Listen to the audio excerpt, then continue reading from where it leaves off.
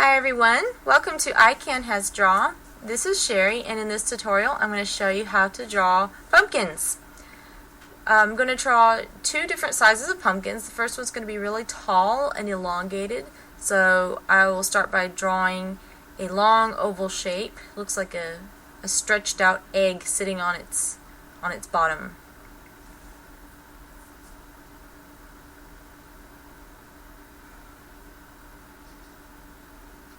So now I've got my basic elongated tall pumpkin shape. Now I'm going to separate it into different portions just like a real one, and I'm going to add a little bit to the outsides of my oval shape to give it those ridges, give it that texture.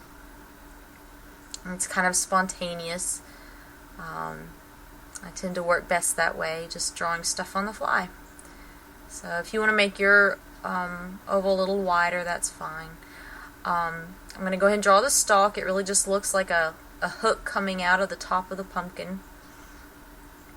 And I'm going to go ahead and draw just a little vine coming out of the top of the stalk as well. That's cute. Okay, now I'm ready to outline my pumpkin. That was pretty easy, so it's time to start. And I like to work my way down, so I'm starting with the stalk and a couple little lines there to show some texture on that stalk, and outlining the ridges of the pumpkin.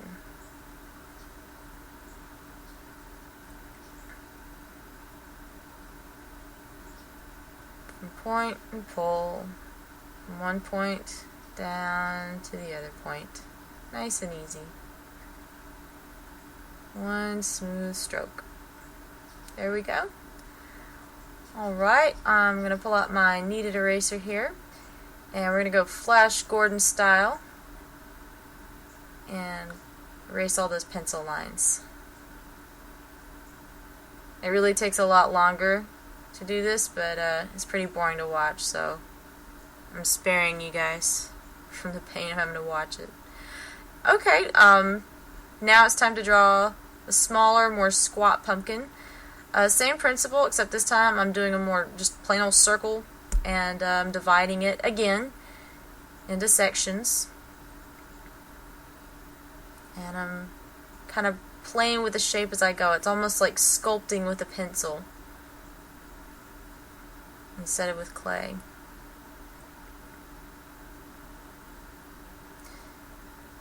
And again, I'm going to draw the stem into a little bit different shape. It's a little bit more straight up and down, sturdy.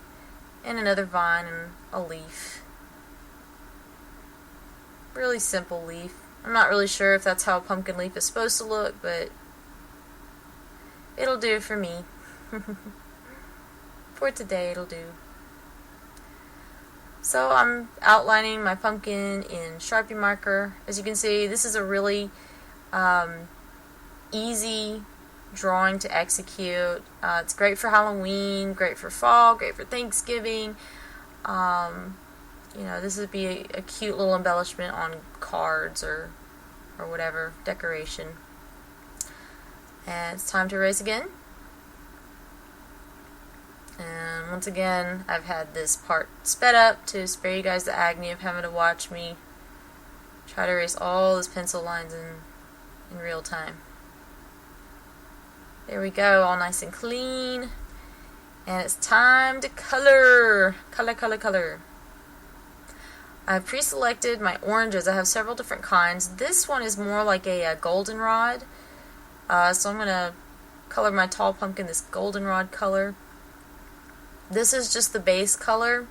I'm going to color both the pumpkins, their base colors first, and then let the ink dry before I try to come in with the shadows. So that's more of a goldenrod, yellowy color. For the stalk, I picked a really bright lime green. I think it complements nicely with this yellowish pumpkin. Bright and perky. I feel pretty good about that. So now I've picked another color for my more squat pumpkin. This one's kind of a red-orange color. And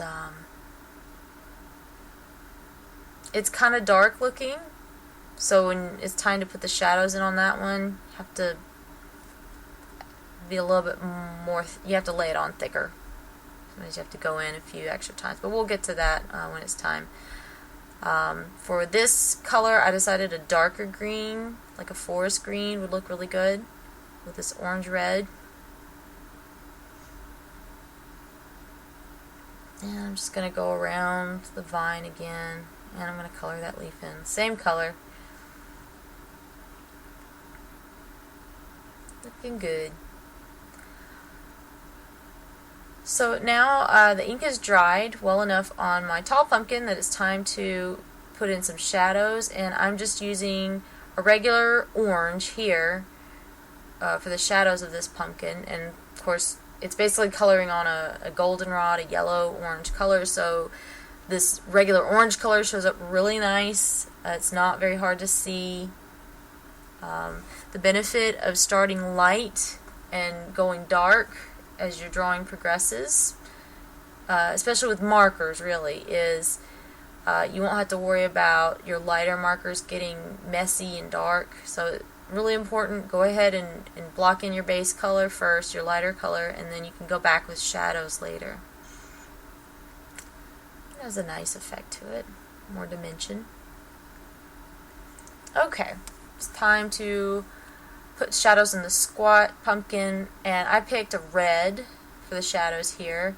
I realized that it doesn't look like, by themselves the colors don't look very pumpkiny and orange, they just look kind of reddish, but here in application it looks really awesome. If you ever go to the store or a pumpkin patch, you can see that there's all different colors of pumpkins. Some of them are about this color and some of them are about as yellow as squash, it seems. So they do come in all varieties. Just play with whatever coloring utensils you have. If it's pencils or markers or paint, you know, just play around with it. The fun thing is you get a lot of variety. It makes it fun. Okay, so I finished shading in my little squat pumpkin, and I think a little shadow underneath the pumpkins would help give these things some weight. So I'm just on the fly, I grabbed a blue marker, really light sky blue, and I'm just drawing a shadow and coloring it in. I picked a light blue because it contrasts with orange so well.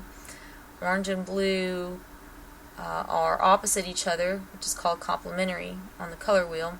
So that means that they're going to have a very stark contrast. It'll make both the colors pop, make them seem really bright.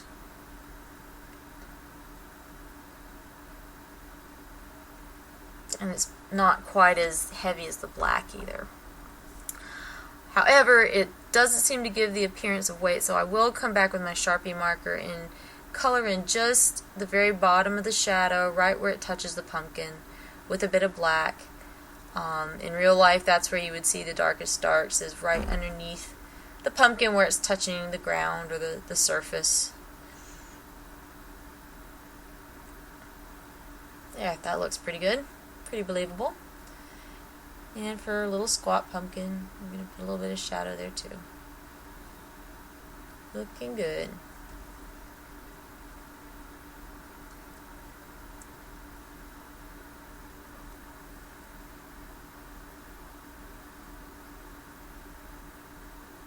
So there you have it. There's your two pumpkins. I hope you guys enjoyed this lesson, and please, have fun drawing it. Experiment with different shapes and sizes. It's meant to be a fun exercise. You can do all sorts of embellishments later as you get better with it. Y'all have a great day, and remember, you can has draw.